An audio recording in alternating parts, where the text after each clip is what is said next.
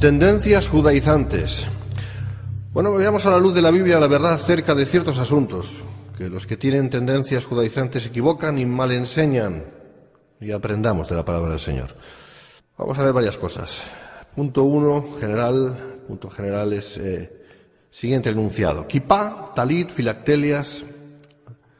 Bueno, como cristianos, todo eso es espiritual. Vamos a la palabra del Señor, 1 Corintios 11, 3, 4, leemos: pero quiero que sepáis que Cristo es la cabeza de todo varón, y el varón es la cabeza de la mujer, y Dios la cabeza de Cristo. Todo varón que ora o profetiza con la cabeza cubierta afrenta su cabeza. Esto es lo que dice la palabra del Señor. Bueno, según se sabe, los judíos, por enseñanza de su tradición talmúdica, es decir, del Talmud, que no bíblica, comenzaron a usar algún tipo de cobertura para la cabeza durante el siglo IV después de Cristo, aunque es posible, que algunos hubieran comenzado a usarlas en los tiempos del Nuevo Testamento. No obstante, la enseñanza paulina y por tanto bíblica enseña que el varón no debe cubrirse porque afrenta su cabeza cuando está orando o cuando está ministrando la palabra. Si un hombre cubría su cabeza, daba a entender algún grado de inversión de las funciones propias de cada género. Por lo tanto, y sin pretender entrar en rigorismos e inútiles legalismos que no vienen al caso, la pregunta no deja de ser obvia en relación a esos maestros judíos que confiesan al Mesías, pero que tienen ciertas tendencias judaizantes.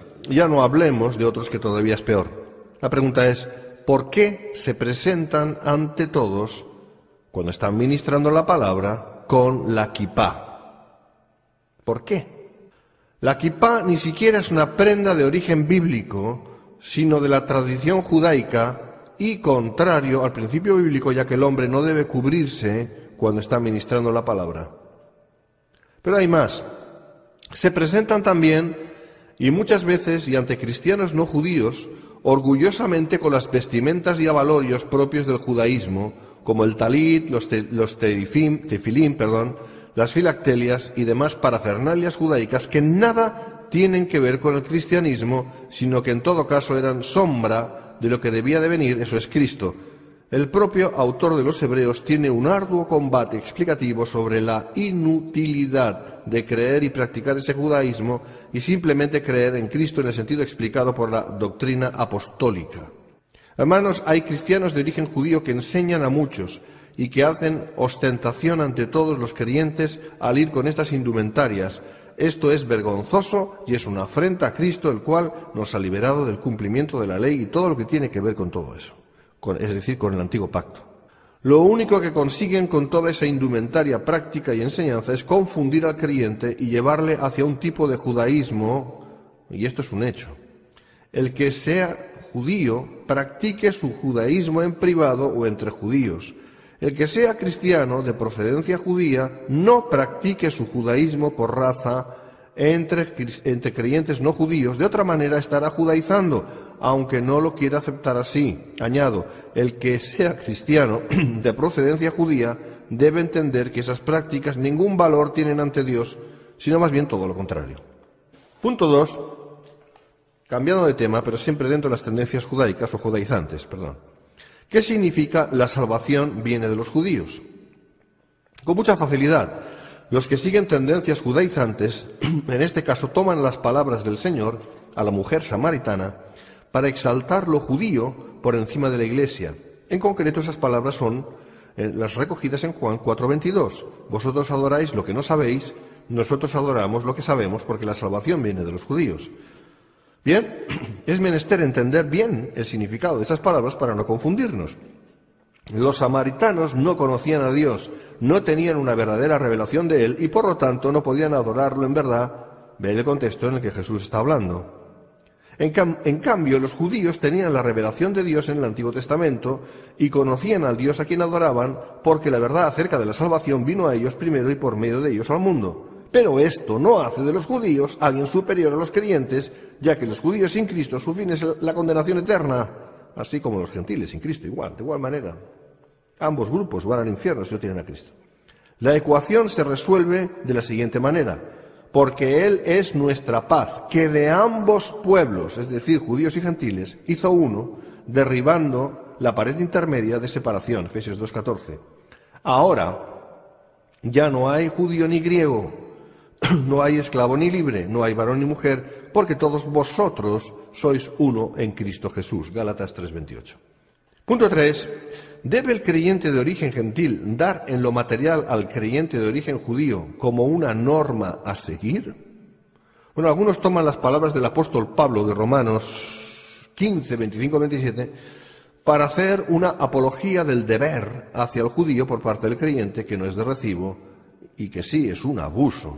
El texto en el que se apoyan es el siguiente, cito: «Mas ahora voy a Jerusalén para ministrar a los santos, porque Macedonia y Acaya tuvieron a bien hacer una ofrenda para los pobres que hay entre los santos que están en Jerusalén, pues les pareció bueno y son deudores a ellos, porque si los gentiles han sido hechos participantes de sus bienes espirituales, deben también ellos ministrarles de los materiales». Romanos 15, 25, 27.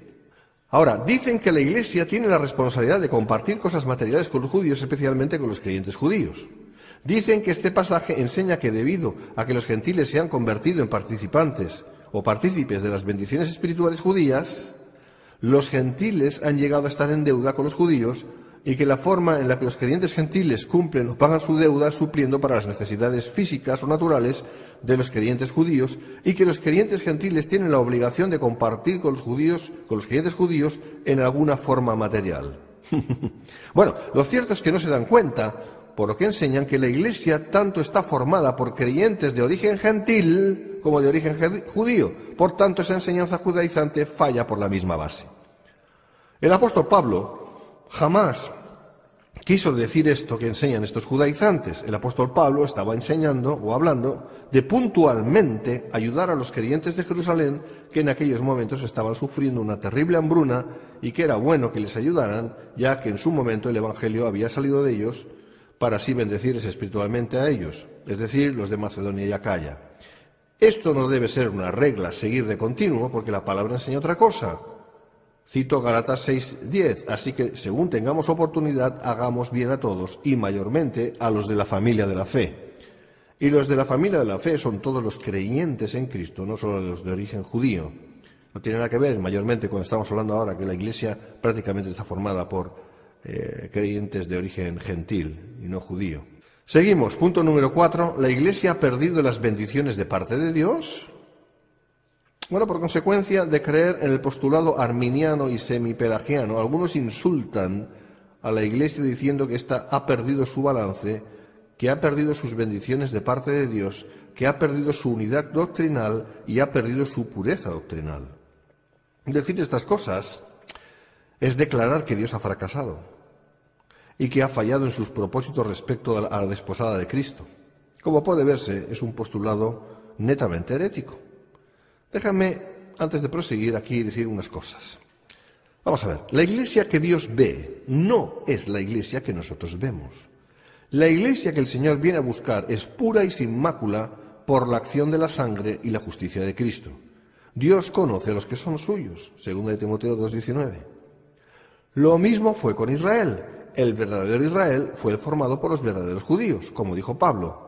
Cito Romanos 2:28-29. Pues no es judío el que lo es exteriormente, ni es la circuncisión la que se hace exteriormente en la carne, sino que es judío el que lo es en lo interior, y la circuncisión es la del corazón, en espíritu, no en letra, la alabanza del cual no viene de los hombres, sino de Dios. El verdadero Israel no falló, la verdadera Iglesia no falla ni fallará. Dios conoce a su pueblo porque Él eligió a su pueblo y a cada individuo de su pueblo, Efesios 1, versículos 3, 7, 11 en adelante, etc. Pero la cosa va más allá cuando se da por razón del supuesto fracaso de la Iglesia el no evangelizar al judío. Los que muestran tendencias judaizantes dicen que fue por cesar de evangelizar a los judíos que las supuestas maldiciones vinieron a la Iglesia. Bueno, esto no es de recibo, hermanos. Si bien es cierto de que un amplio sector eclesial visible cayó en un antisemitismo palpable, lo cual tampoco es de recibo, lo que no contemplan es lo que la Escritura dice acerca de los planes de Dios hacia Israel. Por 2 días, 2000 años, Israel debe ser apartado para ser dejada la casa de David desierta, véase Oseas 6, del 1 al 3 y Mateo 23, 37 al 39. Estaba en los planes de Dios que el judío fuera dejado momentáneamente de lado en pos del gentil, Romanos 11, 11 en adelante. Por lo tanto, esta enseñanza judaizante pro-arminiana es otro error. Capítulo 5, ¿son los judíos mesiánicos el olivo natural? Bueno, este es otro error grave que se está enseñando y como tendencia judaizante es el de declarar que los judíos mesiánicos son el olivo natural, es decir, lo que está citado en Romanos 11, del 11 en adelante. Bueno, de nuevo insistimos aquí que todo judío que haya nacido de nuevo, como todo gentil, es cristiano y por lo tanto parte de la Iglesia de Jesucristo. No es un ente aparte, no es un pueblo apartado por Dios, apartado de la Iglesia, es parte de la Iglesia, Efesios 2:14. Enseñar que los judíos creyentes son el olivo natural, ¿dónde dejaría esto a los gentiles creyentes? Esta es una estupidez, fruto de una ignorancia teológica o, peor aún, de una negligencia muy grandes. Dejemos claro que el olivo natural no son los judíos, ya que estos constituyen en gran manera las ramas desgajadas. Romanos 11:17. El olivo natural no son los gentiles, ya que estos como creyentes hemos sido injertados, no en las ramas, sino en el tronco. Romanos 11:24. El olivo natural no es Israel. El olivo natural, o buen olivo, básicamente es la promesa de Dios a Abraham, la cual es Cristo en definitiva, es el pacto de salvación que Dios hizo con Abraham. Por tanto, nada tiene que ver con lo humano y con lo de esta creación, sino con lo divino y celestial. Dios les bendiga. Sol y Deo, gloria a Dios, solo la gloria. Amén.